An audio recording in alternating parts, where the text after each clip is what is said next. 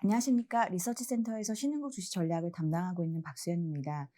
최근 시진핑 주석 산연임과 지도부 교체로 중국 주식 시장의 높은 변동성을 나타내고 있는데요. 앞으로는 어떠한 변화들이 일어날 것인지, 또 주식시장 관점에서는 어떠한 투자 포인트와 리스크 포인트들이 있는지 살펴보도록 하겠습니다. 먼저 시진핑 주석의 3연임은 시장이 좀 인지하고 있었던 이벤트이긴 했습니다. 그런데 지도부 구성원 전원이 지금 보시는 이 6분이 모두 다 시진핑 주석의 최측근으로 구성될 것이라고 보고 있지는 않았습니다. 과거 집단 지도 체제를 유지해왔던 것처럼 당파 간에 적정한 협동 구도가 좀 나타나지 않을까 예상했던 건데요. 이렇게 지금은 집중 영도 체제로 전환되면서 우려의 대상이 되었던 분은 지금 보시는 이 장표의 첫 번째 인물인 리창 총리입니다. 이분은 리커창 총리에 이어서 리창 총리가 총리가 될 가능성이 굉장히 높은데요. 직책은 내년 3월 양회에서 확정되겠지만 사실상 리커창 총리를 이어서 차기 총리가 될 가능성이 높은 분입니다. 기억하시겠지만 올해 상하이가 대규모 락다운을 진행한 경험이 있고 지금 현직이 상하이 시장이다 보니 시장 참여자들은 리창 총리가 앞으로 경제적 이익을 희생해서 정치적 이익을 대변할 수 있다라는 이런 패턴이 좀 지속될 수 있지 않을까라는 걱정이었습니다. 이러한 이후로 일중전의 이후 시장이 좀 급락했다고 볼 수 있습니다. 내부 정치 상황을 좀 다음 페이지에 이어서 보시면 그렇지만 시진핑 주석 최측근으로 지도부가 구성되었다는 사실 이전에 우리가 좀 주목해서 봐야 할 부분은 시진핑 주석이 모든 것에 대한 결정권을 쥐고 있다는 부분입니다. 리창 총리 후보도 결국은 시진핑 주석의 정책 방향에 순응할 가능성이 높기 때문입니다. 시진핑 주석이 오른 이후 시행했던 정책을 살펴보면 앞으로 나아갈 방향성도 가늠할 수 있습니다. 지금 차트에서 보시는 것처럼 반대파였던 상하이방을 숙청하기 위해 활용했던 반부패 정책을 제외하면 모두 경제적 이익과 지금 발표된 세부 정책이 연동되어 있습니다. 특히 핵심은 중국 제조 2025로 볼 수 있는데요. 뒤에 투자 아이디어에서 말씀드리겠지만 중국 제조 2025는 공동 부유와도 연결되어 있습니다. 시진핑 주석의 과거 정책을 감안해서 살펴보면 경제를 돌보지 않는 무리한 정책을 지속할 가능성은 낮다고 판단합니다. 네, 그럼 앞에서는 내부적으로 정치가 어떻게 변경될 건지에 대한 저의 생각을 말씀드렸고 앞으로는 외교적으로 어떤 변화가 있을 건지 한번 살펴볼 건데요. 외교적으로는 최근 중국의 스탠스가 전랑 외교에서 연합전세를 확대하는 방향으로 상당히 우호적인 분위기로 변경되고 있습니다. 과거에 시진핑 주석이 전랑 외교를 선택했던 이유는 시진핑 주석이 장기 집권을 앞두고 위대한 중화 사상을 널리 알릴 수 있는 유일한 인물이 본인이라는 점을 부각하기 위한 수단으로 활용한 것이고요. 이미 3연임도 결정이 되었고 앞으로는 외교도 실리를 따지는 방향으로 설정될 가능성이 높다고 판단합니다. 이유는 중국의 동맹연합보다 미국의 동맹국이 절대적으로 영향력이 높기 때문입니다. 중국도 이러한 사실을 인지하고 있을 것이기 때문에 최근 독일 숄츠 총리를 정상회담에서 진행한 결과를 보시면 중국이 보유하고 있는 구매력을 기반으로 미국 동맹국들과 가까이 하고자 하는 모습입니다. 물론 미국 눈치 때문에 미국의 동맹국들이 중국과 협력 관계를 지속하기 어려울 수는 있지만 굳이 중국이 구매력을 행사하려 한다면 거부할 필요는 없을 것으로 보입니다. 네, 그렇다면 가장 귀추가 주목되고 있는 제로 코로나 기조에 대해서 한번 살펴보겠습니다. 중국은 11월 들어서 여러 제로 코로나 완화 관련된 루머가 시장에 공개되었는데요. 다행히도 11월 11일 중국 정부가 코로나 방역 완화 지침을 발표했고 단계적인 일사회복 구간에 진입한 것으로 판단하고 있습니다.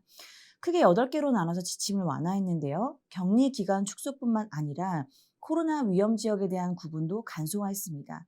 이로 인해서 크게 두 가지 불확실성이 해소됐다라고 볼 수 있는데 시진핑은 장기 집권 이후에도 경제 문제를 하지 않을 것이라는 점, 그리고 민심이 크게 동요하는 사태가 발생하면 대응한다는 점입니다.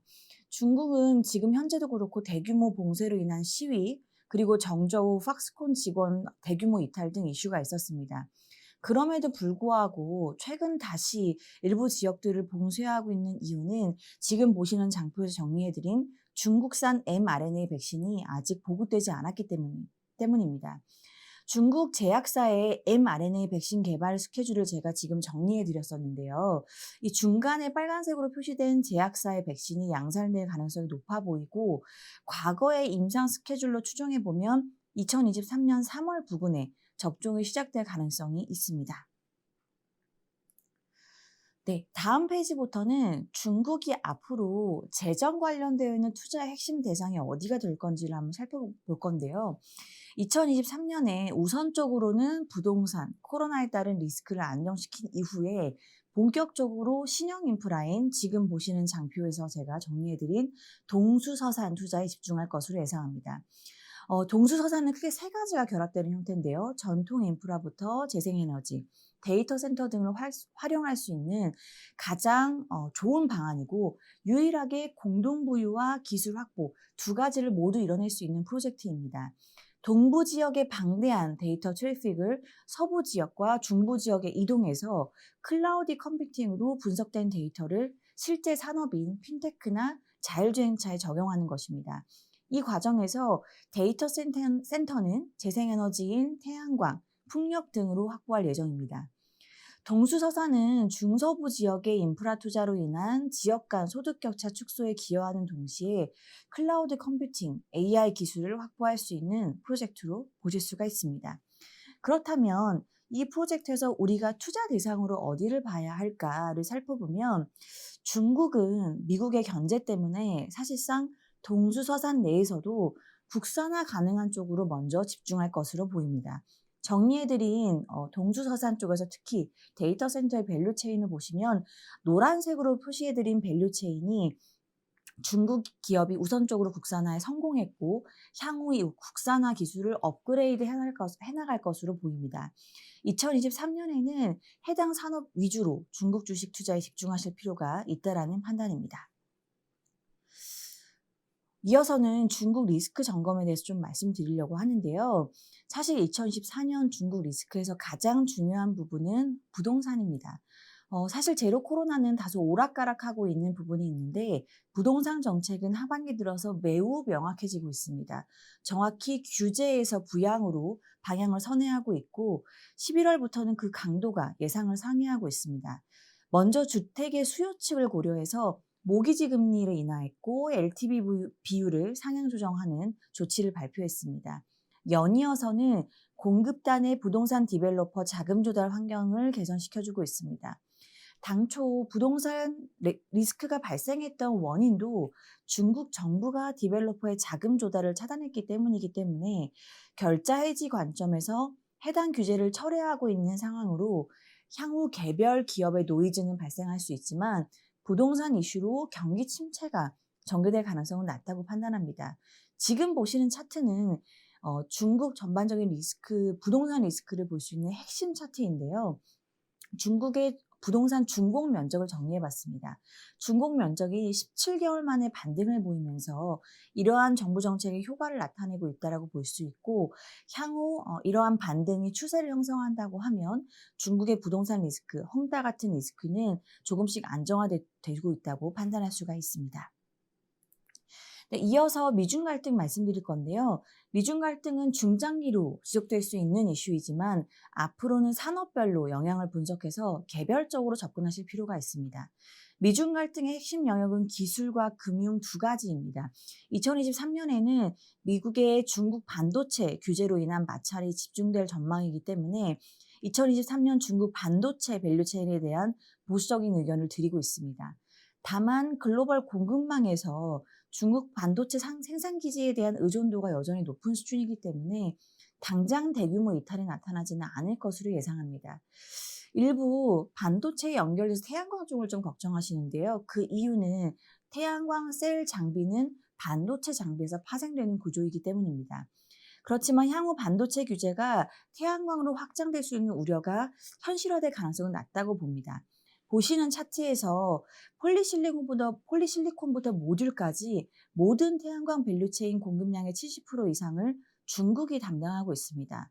결국 중국산 부품이 없을 경우에는 미국도 태양광 인프라를 확장하지 못하는 상황입니다.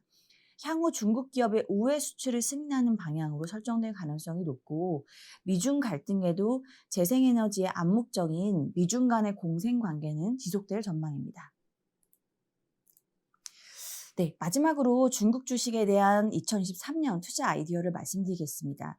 2023년 1분기까지는 미 연준의 긴축 기조가 지속될 수 있기 때문에 글로벌 금융시장의 변동성 국면을 이어갈 전망입니다. 특히 중국 주식 투자자들은 3월 양회 이후에 말씀드렸던 부동산 리스크의 안정, 제로 코로나 기조 변경 등을 확인하고자 할 가능성이 있습니다. 내년 1분기까지는 증시로 자금 유입이 약화될 수 있기 때문에 중국 주식 포트폴리오 내에 방어주 편입이 필요하다는 판단입니다. 리스크 요인이 점차 약화될 것으로 예상하지만 정확한 반등 타이밍을 가늠하기는 쉽지 않습니다. 2023년 상반기 변동성 장세에 대응하면서 제로 코로나 완화에 따른 이익 개선도 기대할 수 있는 방어주인 음식료와 금융은 좋은 선택지입니다. 또한 변동성 국면에서도 중국 정부의 정책적인 수혜를 기대할 수 있는 국산화 그리고 친환경 테마는 상승 추세를 유지할 것으로 예상하고 있습니다. 특히 정부 주도의 인프라 투자인 동수서산 프로젝트를 주목할 필요가 있고, 전체 시장 기준으로는 본토 주식을 가장 선호하고요. 주가 지수로는 방어주인 A50 그리고 중국 국산화 테마를 가장 많이 반영하고 있는 CSI 500 지수가 가장 긍정적인 바벨 전략으로서 두 가지 지수를 모두 담는 전략을 제시해드리고 있습니다. 네, 이상으로 2023년 중국 주식 투자 전략에 대해 말씀드렸습니다. 감사합니다.